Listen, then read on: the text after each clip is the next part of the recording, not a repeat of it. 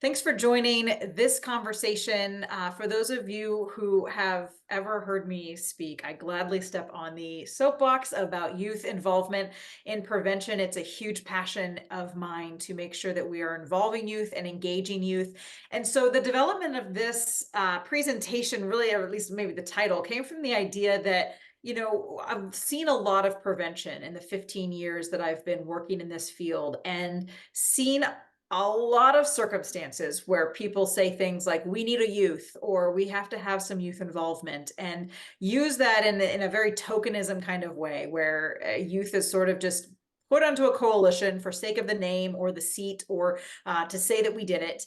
And so that's where this title comes from, that tokens are for arcades and only for arcades. They're not for tokenizing our youth and utilizing them in a way that makes them feel used, but rather that there are powerful ways that we can engage youth in a meaningful and purposeful way. And so that's the purpose of this presentation. So for those who don't know me, Ricky Barton, I have Onward Consulting where I train and provide assistance to prevention professionals across the US. Love the work that I get to do in communities and facilitating conversations on that community level so that I can help to help push communities onward. Really, that's where the name came from. So thank you for joining this conversation today, and let's dive into it. So our agenda today looks a little bit intense on first look. We're going to talk through why we want to get youth engaged in prevention, the steps to do so, and then kind of like what that needs to look like and challenges and sustainability beyond that. So let's first start by actually, when we say youth, what do I mean? Really anyone under the age of mid-20s and below, because we understand that the brain's not really fully developed until mid-20s. And so our prevention efforts are largely focused on that population because we understand that their development, both socially, cognitively, their neuroplasticity in their brains, the way that they are learning and developing and growing makes them particularly susceptible to substance use and the consequences of that use. And so we want a lot of our prevention efforts focused there on that age group. So anyone 0 to 24, 25 years old is really who we're talking about when we say youth. So that could be more specifically maybe middle and high school youth and those at the collegiate level. You can use different terms to refer to this population: youth, student, young person, young adult, and they can use them interchangeably as well. So given that sort of definition, I thought I would just start with talking through the importance of youth engagement. And it's really important for both the coalition as well as the individual. So just in a very brief nutshell, there is importance to using youth and utilizing youth in your prevention work to the coalition itself. They serve as a very powerful voice in your community. I have rarely seen it'd be the same exact conversation when a youth walks in to talk to the chief of police or a 50-year-old adult walks in to talk to the chief of police. Two totally different conversations. And the chief of police or insert any true stakeholder that you're trying to get involved in your prevention work, they listen to the voice of youth. They listen to the passion that comes from youth. And it's not to say that the 50-year-old adult walking in to talk to that stakeholder can't make a difference also, but there's just a significant turn in influence and power that the voice of that youth person has. So having them be an advocate and involved in your coalition work is hugely beneficial. The second benefit to your coalition's work is that they are this key voice from their population, from the focused population that your prevention efforts are working on. They provide insight, perspective, and overall just a great way to get in touch with the generation and the population of focus that you're working with. Then we always want to think about how beneficial it is to youth themselves. So first of all, by having youth involved in prevention work, you build their confidence. You build their skills. You build in them as an individual the ability to go forth and do things with life with the skills that they're learning through their prevention work. So whatever their future holds, you're giving them skills and abilities and knowledge that they can use moving forward. Them being involved in prevention also serves as a protective factor in and of itself. So The mere act of being involved, if you're familiar with protective factors and those that are, evidence-based, that positive opportunity for belonging and engagement in the community are protective factors that we know that have that great influence on youth. And so being involved serves as that as well. And anyone who's done research into generations, Gen Z and Gen Alphas are those that are born in like 2010, 2013 till now.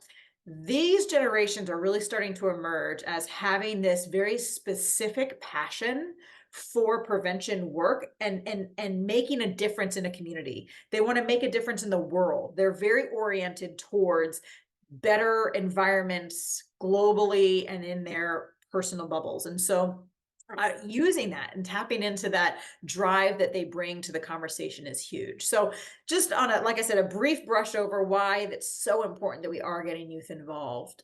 The other part that we have to talk through here is that your language around youth really does matter. And then a couple ways in our perspective throughout this entire presentation, you'll hear these kind of concepts echoed. We want to make sure that we are speaking to youth, not at youth. We are having a conversation with them, facilitated by whatever the topic is, facilitated by the adult, but really led by that youth, and that we are having that conversation with them, not at them, not shaking a finger at them or pointing a finger at them, or just trying to glean information from them, but rather we're really engaging in a powerful conversation with them. Of course, when you're talking to individual youth, ask them how they'd like to be addressed.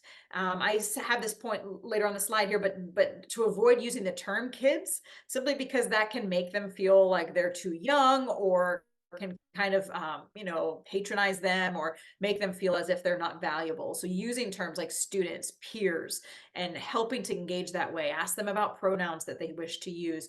Whatever that way of connecting with them and making sure that they feel valued themselves is a huge way to make sure that we are connecting and engaging with youth. And I share the point too here that it's so important that we are communicating the value that youth bring to the work that we're doing.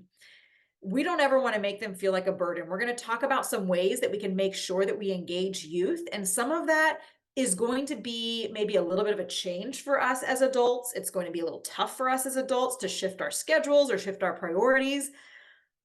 But we need to never make them feel like they're a burden, never make them feel like they're the problem or they're the reason why we're doing this change. So if we're moving our meeting from lunchtime to 3:30 p.m. to make sure we have youth involvement, we need to not make sure we're not communicating, well, because we have to have youth here, we're moving this to 3:30, right? That's a very negative tone. Whereas if we were to say, we're so excited to have youth involved that we're actually going to go ahead and move this meeting to make sure that we can hear their voices. That sounds so different to youth's ears. They feel like they're valued. They feel like they're a part of that conversation. And so in that sense, when we're communicating with them, making sure that we are treating them as the young adults that they are, not talking down to them, not patronizing them. If you haven't heard of the term adultism, it's essentially a bias that adults can walk in that is negative towards children and youth, and just like very negative mindset and mentality.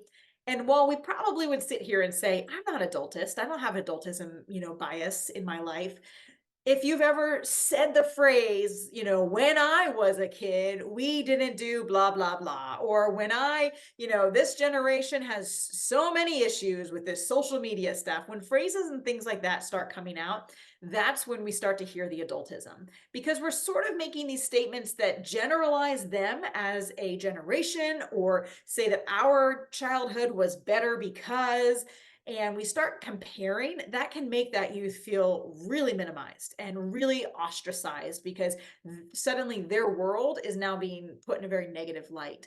So we want to make sure that the language we use around youth is positive, encouraging, making sure that youth feel like their generation does have things to offer, because they do. And so if you find yourself having some of those thoughts or comments, I really challenge you to do some inner work and challenge those biases that might be there. Look for research on generations and the things that are emerging as we look at Gen Z and Gen Alpha, to see the things that really, bring them to the surface in this positive way. What kind of positive things are they bringing to the world in the world that they're growing up in, without comparing it to our own?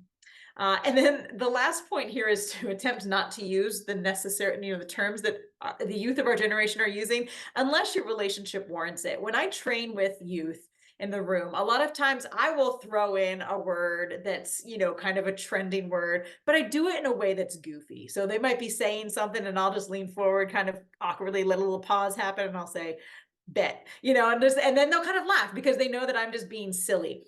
But the best thing that you can do as an adult is show up authentically as yourself and not try to show up in a way to impress them or, make yourself seem like you're trying to fit in and be cool. Be yourself, and they're going to genuinely be magnetized to you because of the presence that you offer their life, not because you're trying to fit in with this generation's newest trends and keeping up with those. All right, so let's shift to talking about steps to getting youth involved. So why we need youth involved, we've talked about how the language and the words and the approaches that we use to youth matter. But let's talk about this idea of where we find youth. So traditionally speaking, coalitions and those involved in prevention are finding youth at schools, youth clubs, activities, faith-based organizations, employers, that sort of thing. So I would be curious to know if you all in the chat wouldn't mind to just drop in the ideas that you might have that don't fall under that list. Do you have any non-traditional ways of getting access to and working with youth? So I'd love to see any examples you have in the chat. But these are some of the traditional ones. Yes, thank you, Amanda. YMCA, that youth serving organization that's there. Good. The skate park, love that, Dina. Yep. Libraries, wonderful. Yep. The faith-based, the 4-H, perfect examples. Boys and Girls Club, yeah, perfect examples of these places that you can go and you can have the voice of youth, whether you use them for a focus group, for some chats, or you work to recruit them to the work that you're doing. Those are some great examples of places that you can go to access those youth. The idea being that you want to make sure that you're looking for diverse representation from your community. So you know your community the best. Who are the subpopulations? What kind of youth do we need to recruit? And that, of course, goes across all different kinds of ways that we think about diversity: culture, age, socioeconomic status, experience, academics. One of the things that I like to always just make sure that coalitions are not doing is going to the school and saying, hey, could you get me some students? And then they hand you a large group of their straight A, involved in multiple activities students. Those are great kids too. But, see, I said kids, those are great students too. But you want to make sure you have diverse representation. You want to make sure that you are also accessing the youth that maybe are on that, if you're thinking through the continuum of care, maybe they're closer in that indicated category where they've started to show signs of use, and you want to get some input from them, or those that are at higher risk in that selective population. Thinking through diversity-wise, how you can best utilize the voices of the youth that are in your community and get that representation from them. And it is really important that you don't take on this mentality of one voice speaks for all of them.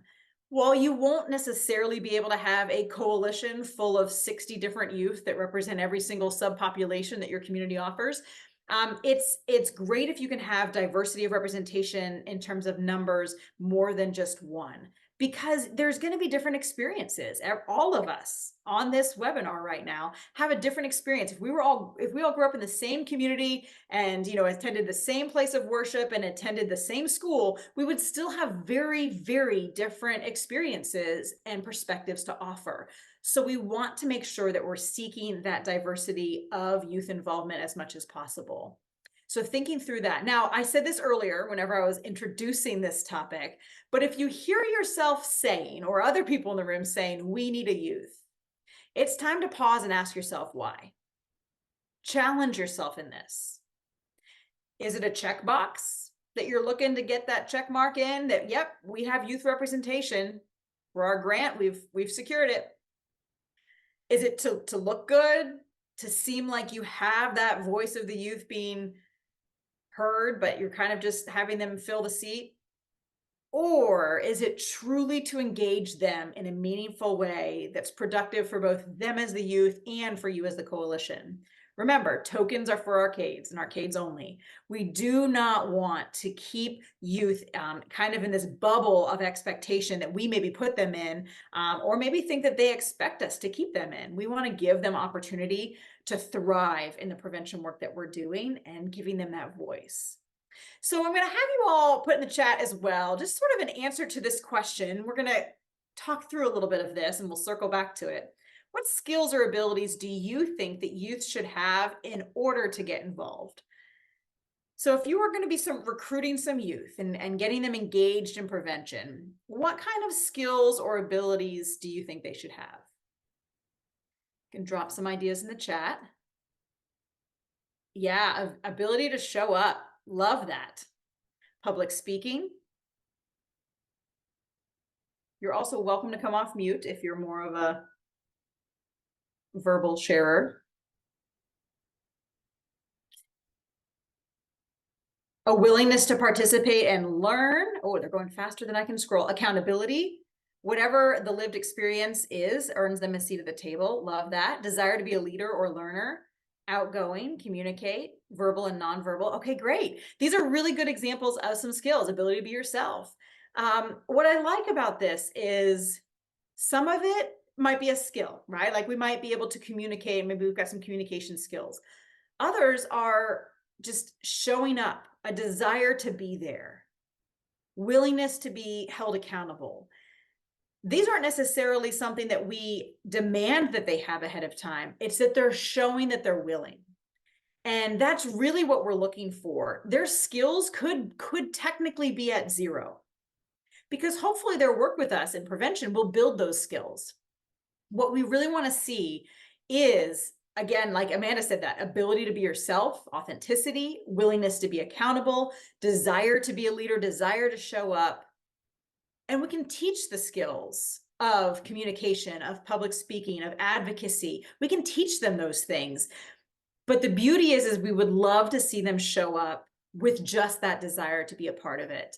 Sometimes they might be voluntold to be there by a parent or guardian or their school, but hopefully the majority of these youth that you are accessing through any of those means we just talked about, you're looking for just a willingness. And that's where the next step to being involved really comes from, is that with them. In prevention, we talk about the what's in it for me.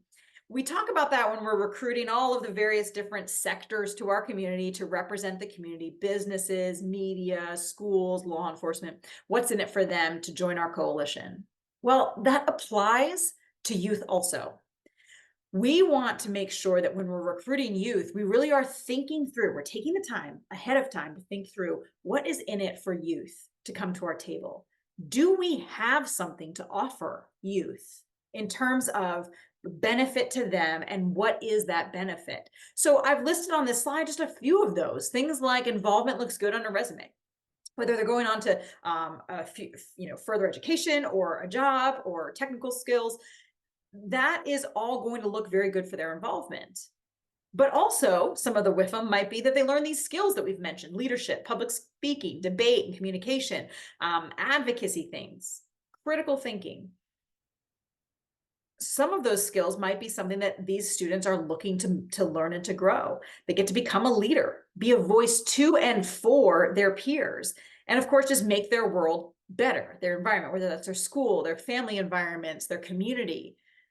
These are all things that we can utilize as part of our conversation in recruiting these youth to get engaged, but we've got to think about it. And you can't just walk up to a youth and say, we're going to do all these things for you, and then not offer it. You need to make sure that you and your work and the coalition are behind the ideas of the what's in it for me when you're talking to youth. Can you truly give the time and attention that's needed to grow this youth in the work that they do? It takes work. Mentorship takes work. You're taking the youth from where they are, where they sit right now, and you as the adult are projecting forward where you hope that they get to be and working with that youth on that plan. That's going to take some very intentional work by us as adults too.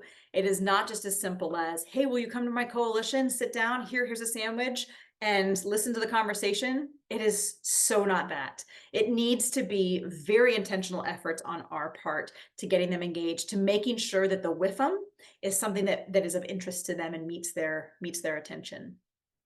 Another idea for you when it comes to recruiting youth to be engaged is to consider offering them some kind of application. This can help to sort of validate the work in the Prevention Coalition, give them a sense of accomplishment right out of the gate that they've filled out this application, they've been accepted as a coalition member. I would just use a little bit of caution here that you want to make sure that this is not something that's treated as or even communicated as some kind of hoop they have to jump through that other coalition members do not.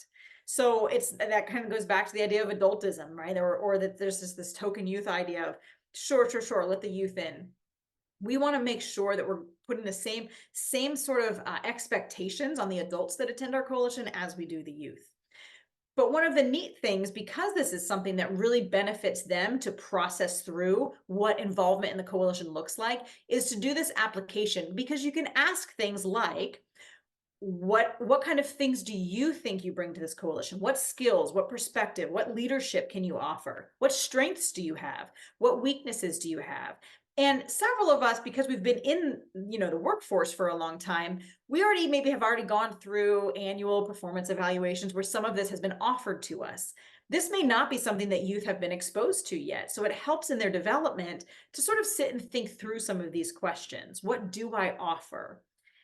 As part of this application process, you can also include things like asking for references from either school staff or maybe a youth pastor or friends that would recommend that they be a part of this. And then, of course, maybe the parent, permission slip, depending on what activities you hope that they're involved with. You may need some permission for transportation and legal purposes. And then typically we want to make sure that there's a behavioral expectation that's signed. Now, again, we would want to make sure that the things we are expecting of youth, we are also expecting of adults. And so, laying out expectations for all of our coalition members are important.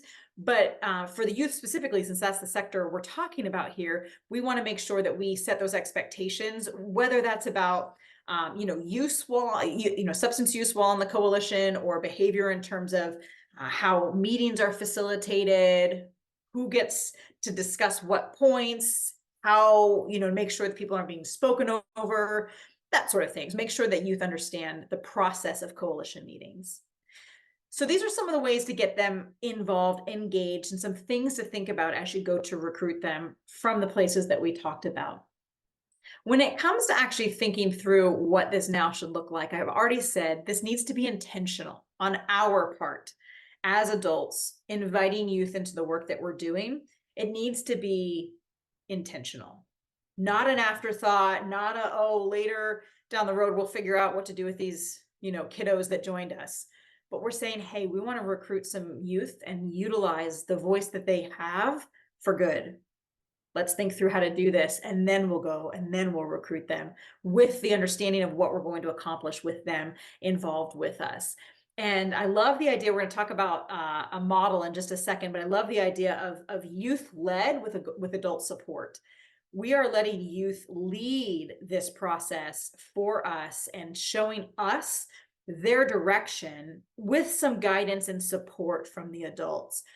When I worked with a coalition that was comprised of all youth, I would start off the school year with a meeting where I would just say, what kind of issues are you seeing? And I'd take a flip chart paper and I would just be writing down every issue. And some of that was substance use. Well, kids are vaping in bathrooms and kids are, eating alcohol gummies at school, or there's these parties that happen at this certain place. But there were also things like teen pregnancy is happening, or kids are having, sex in the back of the school bus, or the lighting in the parking lot is really, really dim and it can be really dangerous. And I get a little scared when I'm walking out to my car, after band practice. Things that were sort of like, okay, I know as an adult in that moment, with the funding we have and the focus that the coalition has, that we're not going to be addressing teen pregnancy or sex in the back of the bus or necessarily lighting in the school parking lot. However, giving them voice to be heard and writing that thing down and then letting data drive those decisions and showing them the process that we follow in prevention of the strategic prevention framework with an assessment process, showing them that, teaching them that, is key to helping them understand how we make best decisions. I'm also working with a group that talked about the idea that kids are popping pills in the bathroom. One student reported, all these kids are popping pills in my school bathroom. And my response to the person who told me that was, okay, we need to get some more information before we start making decisions as a coalition and start passing policies for the school and start getting, bathroom checks happening for pill popping. Let's get some more information. Let's ask teachers, hey, are you seeing students go to the bathroom and come back with different behavior? Are they mellowed out? Are they hyped up? Are other students reporting that they're seeing kids, take pills in the bathroom, that sort of thing? What are we seeing? And get some information. Letting youth lead that way with that, with just the support of the adult, not the adult standing in front of the room saying, okay, now go do this, go do that. This is the decision we're making. We're going with it. Giving them that voice and teaching them how we do prevention is so key, because then they understand the process that we're following. Once they understand that process, their work will follow that really, really well. This model is one that I came across that I really like in my research around youth development. It's Roger Hart's ladder of youth participation or children's participation. And it's similar. When we talk in prevention, we usually talk about levels of involvement for different sectors. But this ladder, I think, is a really great way of showing how we as adults sometimes approach youth participation and how we can improve from it. So I can include to Steve the resource of some of this content and this research that Roger Hart did. But essentially, it starts at the bottom rung of this ladder of manipulation, and then decoration, and then tokenism. And these three are essentially ways that adults sometimes approach, often maybe even approach youth. Of we manipulate them to get involved, or we praise them for getting involved, but there's not a lot of meat to that. Or we tokenize them and we say like, oh, well, look, you're the youth representative for our coalition, but we're not actually engaging them in the work that we're doing, and their participation in it is very minimal. Then we start to climb the rungs of this ladder, where maybe we've moved into assigned but informed. So we might be saying, hey, student, we need you to go and do this, and this is why you're going to do it. Assigned the task, but informed about why. At least there's a why. Consulted and informed. Hey, we're thinking about doing this, and this is why we're thinking about doing that. What do you think? We're getting a little bit of input. Then we move to adult initiated, shared decisions with young people. So we're having a conversation, but it's all because I, as the adult, started that process.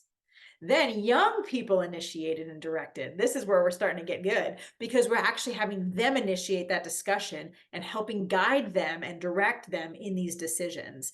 And then finally, the top rung of Roger Hart's ladder is young people initiated shared decisions with adults, where there's this really great collaboration happening between the young people, the adults, and we're making decisions together with the best, most informed pieces of information that we can.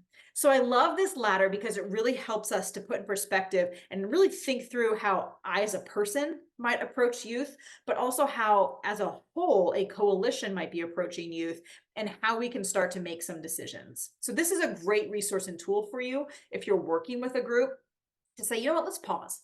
Let's look at the definitions of each of these 8 rungs of the ladder and think through where we really are. Let's get honest about where we are and how we can maybe improve to have the most ideal way of communicating and participation with youth. I've seen prevention work with youth come in kind of 2 main ways, and then we'll talk about a few extra ways. The first is to have a youth member be a part of an adult coalition. So this oftentimes is sort of that, maybe it's a drug-free communities grantee coalition, or a coalition in a community that has representation from a lot of different sectors of the community. And youth is one of them. So you may have a few youth represented for their population, and they're the voice for that group.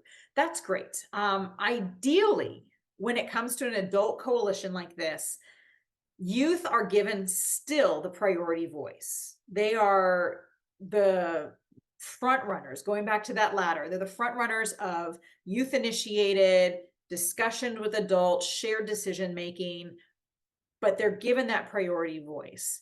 One of the greatest learning moments for me happened several years ago.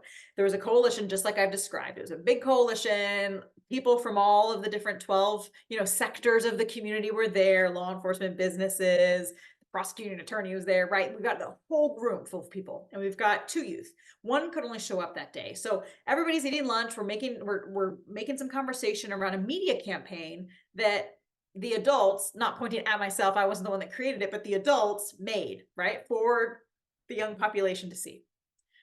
And we're talking about this and we're sharing and look at what you did, look at what we did here. And I'm sitting next to the youth member because it's kind of my role with the coalition to make sure that the youth gets there. And, I'm sort of the liaison there. And we're talking and we're talking and we're talking and we're talking and we're talking. The adults are talking. And so finally I sort of paused and I turned to the youth that was next to me and I said, Colton, what do you think of this? And you could tell that he was a little hesitant at first. He finishes, chewing his pasta and kind of takes a moment. And then he says, I mean, it's good. It just might be better if you change this to this and then maybe did this. And the whole room was like, oh, that's a good idea. That's a really good idea. And it was like this eye-opening moment for me of going back to, this ladder. We were barely at 4 here, right? We were barely at 4 of assigned and informed. This was almost more of a tokenism moment where, we've got this youth who's sitting there eating his lunch. And then we sort of ask him what he thinks, but it's this like profound thing that made the media campaign that we were planning so much better. Whereas if we were operating on a 7, 8 rung of this ladder, he would have been involved in the development from the very beginning. And we would have asked about priorities and thoughts and input and asked him if he could go back to some of his peers and run some things by them and ask for their input. And it would have been a much more successful involvement and engagement of youth, but also project for the coalition because we would have had that input. So when I say give them the priority voice, I really mean it, that they need to be driving the decisions that are being made for them and their peers. And it's just this idea that if 20 adults in the room, we want to make sure that we are giving them the space and the comfort to give input as well. Because if 20 adults in the room are all sitting around like, yeah, this is great, this is awesome, we love this. Do you think the youth in the room is going to really feel like they can speak up in that moment and say, maybe this would be a little better if, right? No, they're not going to. Thankfully, in that moment, Colton was, but even then he was a little shy and bashful at first. He didn't really want to share what he thought. Meanwhile, he was probably sitting there thinking that the whole entire time.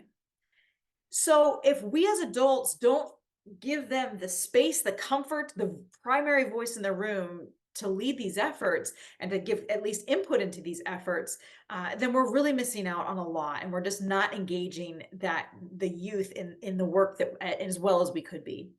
We also want to make sure we set our agenda and our schedule our meetings around youth. I mentioned this earlier. If our meetings are at lunchtime and we're just all enjoying our turkey sandwiches, it might be time for us to put our turkey sandwiches aside and meet at 3:30 when maybe students are more available. Or perhaps we still keep our lunch meeting, but we decide instead of meeting at the fancy boardroom, we take the meeting to the school library and use the room in the school library so that youth can be involved and engaged in those meetings during their lunch hour as well. So we need to be thinking through ways that we can engage youth in our work and make sure that the meetings are ones that they can attend. Maybe we have to arrange transportation for them to get to the meeting. We need to shift the meeting time or place around, whatever that is. If we're serious about getting youth engaged in our prevention work, we have to be willing to set our agenda as well as our meetings around their availability. Whatever it takes for that inclusion, we've got to be serious about it. And as far as the agenda piece too, like what would it look like if you were to work with the youth to establish your monthly meeting agendas?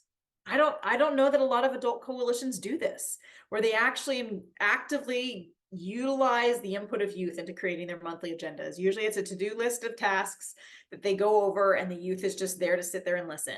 What if they were leading the way? What if they were the ones that were creating the agenda with the adults? And it really is, like I said, they're like an inversion of how coalitions typically function. But if we're serious about this, we've got to make some changes to how we do things. We want to make sure that we are including them. That really great phrase we use, nothing about us without us, is really important here when it comes to youth involvement in every part of the strategic prevention framework. We're making sure that we've got them involved. I also love the idea when it comes to adult coalitions and having youth representatives on it. I love the idea of including youth members in the leadership of that. Like maybe there is an actual position held for the youth representative on the leadership team. That, of course, would help with the development of agendas and meetings and times and all of that, because they can speak voice to that. But it also puts them in a position of having that voice in the work that's being done from the leadership. So if there's a chair, vice chair, secretary, and then a youth position on leadership, it says a lot to the youth of how much you value them. And it also gives them a really great, benefit for them personally as well in that leadership role. They get to see a lot more than they would have from just attending meetings and eating a turkey sandwich.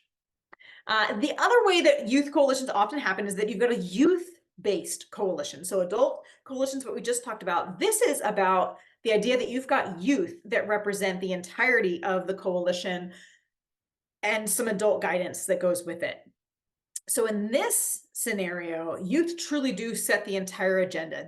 Their leadership is consistent of youth. There's an adult leader. They're a part of those conversations. But again, going back to that top rung of the ladder, it's still youth initiated, youth inspired, and then you're making adults decisions with the adults together. So they're determining their priorities, their activities. You've trained them on how to do prevention. So because they know how to do prevention, they're going to do it effectively.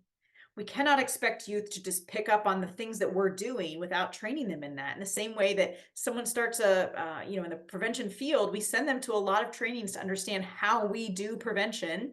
We need to do the same for youth. Make sure that they can have conceptual understanding of ways that we do assessment, build capacity, plan our interventions, implement our interventions, and then evaluate those, and all through the lens of cultural competency and sustainability. We need to make sure youth understand that and are a part of that.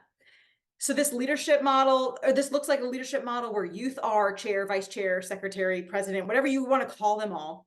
And you've got a decision-making model that they all know and understand. They facilitate their meetings with themselves and their peers.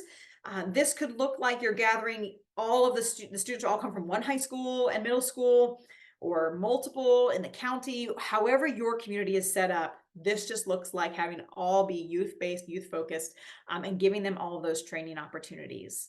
So this is another really great way to get some prevention work done. And sometimes this youth coalition is maybe a subcommittee of an adult coalition. So it can look different in different communities, however you're structured and functioning, but it is a really great way to get lots of youth involved. And again, we're going to talk about sustainability at the end here, but you want to make sure you're continually recruiting, especially with this type of coalition, because it's made up of youth. And so you need to make sure that you're consistently recruiting new members to the work that we're doing.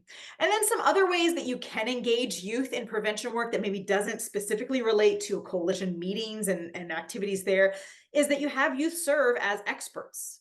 Maybe it's a social media expert or fundraising or marketing. Maybe they love advocacy. They're going to be an advocacy leader. Maybe they're training their peers in different work, or they really love events. So they're going to be that person. Ways that you can get them to be in a very specific expert role is a great way to get them involved. Also, ways you can pay them for their involvement. Maybe they do compliance checks with law enforcement. Or maybe they're willing to go and give of their time, and so therefore you pay them to be at an event and be monitoring the young alcohol-free zone, whatever that might be, utilizing the youth to be able to have them help in those ways. Getting input from them from focus groups and key informant interviews, and then maybe they're involved in some specialized groups. Like SAD, which is Students Against Destructive Decisions, and then student athlete advisory councils that are on different college campuses. So just some different ways that you can think through youth involvement that may be outside of that normal monthly meeting type of involvement. So just a reminder, again, going back to our concept here, that it's important that we're not using youth, but we're engaging them. No tokenism, right? Tokens are for arcades. We are not using youth. It is not something that we're saying, hey, we could really benefit if we get this youth involved, and not thinking from the other side of what could be beneficial to youth and really thinking through that. So all this to say, this all sounds good, right? This all sounds exciting. Let's get these youth involved and engaged. Let's recruit them and then get them all involved in leadership positions. Yay. However, if we're honest, there are challenges to youth engagement. And we're going to talk through those because it's important that we do. We're going to talk through some solutions to them as well. So the first challenge, their availability is limited. Let's just take, for example, they're traditionally in some form of schooling for 8 hours a day, whether they're homeschooled, public schooled, private schooled, in post-secondary education. They are likely time bound in terms of their ability. And then you add in things like extracurriculars and hobbies, sports, band, theater. You've got a limited amount of time that they can give and that you have access to them. So I want you to be thinking about solutions to that problem or that challenge. We also have that challenge that they oftentimes are committed to a lot of different things. Youth may be looking to build their resume for their, future employment or education. They may just have a lot of interests and want to seek that. So they might be committed to a lot of things. How do we handle that as a challenge, that we're asking them to add one more thing to a plate, and it's going to be something that will require some time and some effort? There also is the issue of turnover for youth. And this can look in a couple different ways. Number one, simply because of where they are in life, they age out of the youth role. They graduate high school or they graduate from college, whatever their level of involvement might be, they age out eventually. So we're looking to sustain involvement on an individual level, which we'll talk about in a minute, but also long-term, keeping the majority of our youth involved and engaged. So we've got this issue of turnover happening too. And then the challenge of us. It's me. Hi, I'm the problem, right? The adult. It's me. We in our adultism can show up in a way that is really a hindrance to youth involvement, becomes a challenge to youth involvement because it's not fast enough for us, or it's not technical enough for us, or it's difficult for me to connect, or it's a lot of work for me to be proactive or to change my meeting, or fill in the blank of all the complaints that we as adults might have. We can be the problem. And so I guess my thought would be, just if you want to come off mute, if you want to add in the chat, any solutions that you think of to any of these challenges. Yes, or we as adults can be very irritating. Is that what you mean? That we're irritating? No, that we're irritated, just because, we've grown up in a certain aspect, and we've figured out why our parents have been so caring and so passionate for us to be where we are now. So that to see other generations, and I'm not gonna say kids, but young men and young women, we yearn for them in a way, so like we want to see them be, if not as successful as us, we want them to be 10 times more successful than us. And there's the challenge of, okay, am I the only adult that is being this passionate to this child, this student? And is there anybody, matching that energy when you are going home, when that student goes home? Or is that student going right back to square one? Are we the only adults that are trying to get them to go to square two, square three, square four? And then what happens when they go home?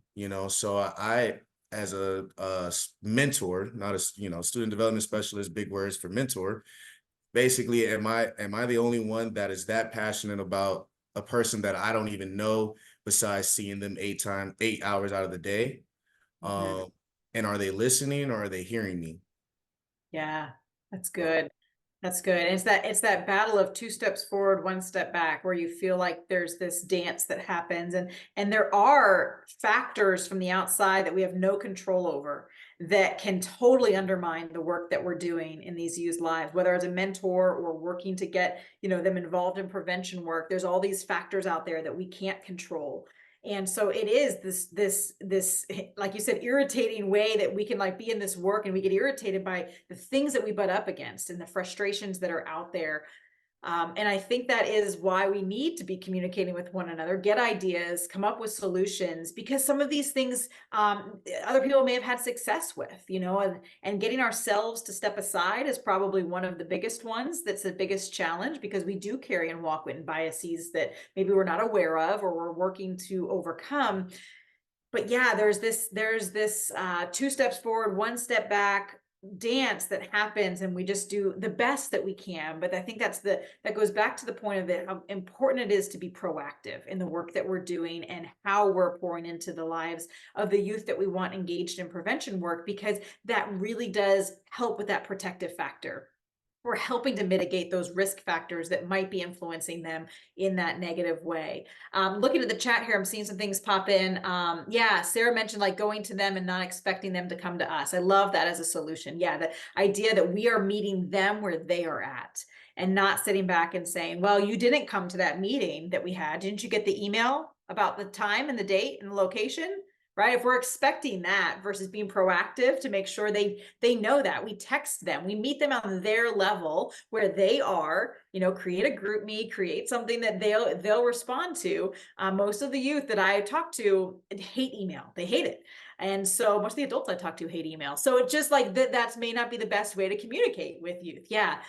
Shelley said using an RTI model as possible solution, considering needs of our, yes, absolutely. Considering their needs first, thinking proactively about that. What's in it for me?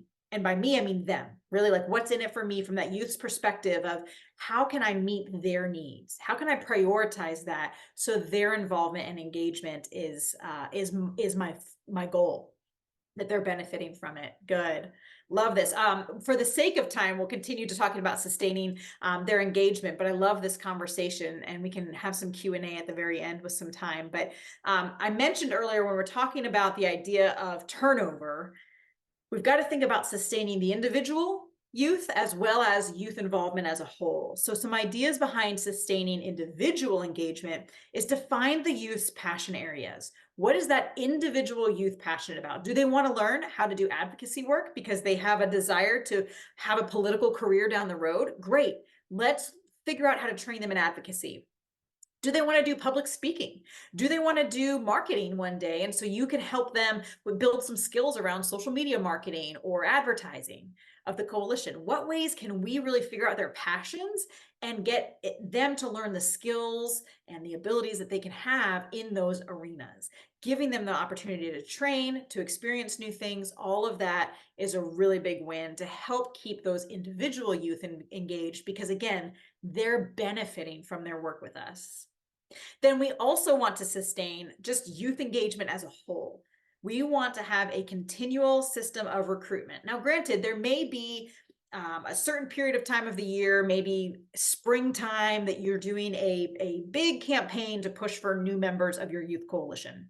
That's great. You can do that. But you also want to really, I encourage you to have open enrollment, involvement, engagement applications so that new students can join at any time.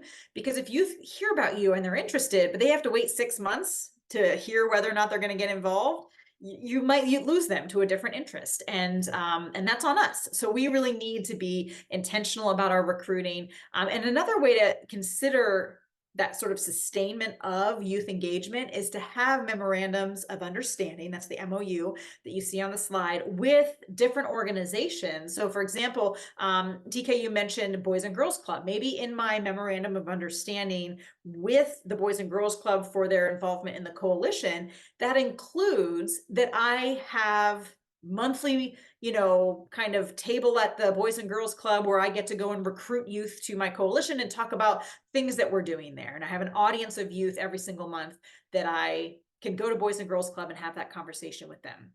So consider, working with those who have youth as members or schools to include that in that MOU, so you've got that sustainability piece there.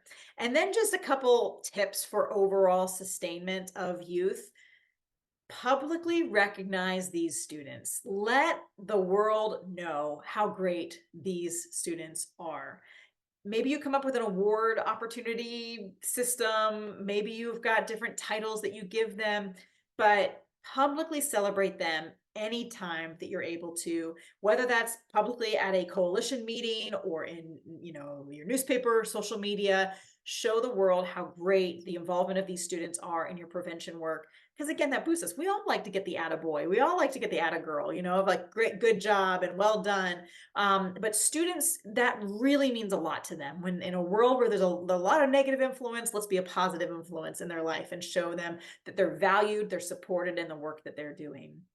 And then support their endeavors overall. Listen, when I ran that youth coalition with those youth leaders, I can't tell you how many letters of recommendation I wrote. I cannot tell you how many I wrote because it was like every single fall, winter, spring, someone was applying for something.